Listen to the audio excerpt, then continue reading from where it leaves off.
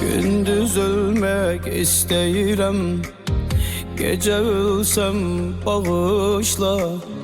Bilmirəm necə yaşadım, necə ölsem bağışla.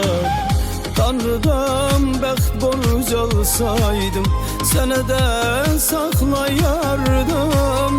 Ağlamağı bacarsaydım, sənə gün ağlayardım. Kışta ölsem gemeleme, yerim istiyor olacağım. Ruhum uçup cehenneme, giden tüstü olacağım. Kışta ölsem gemeleme, yerim istiyor olacağım. Ruhum uçup cehenneme, giden tüstü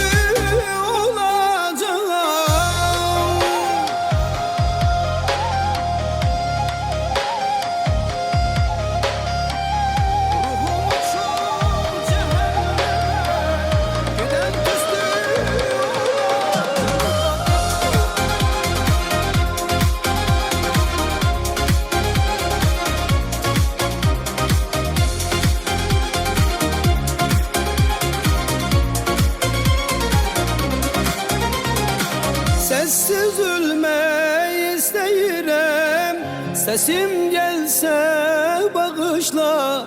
Sensiz ölmeyi isteyirəm, sen de ölsem bağışla. Sessiz ölmeyi isteyirəm, sesim gelse bağışla.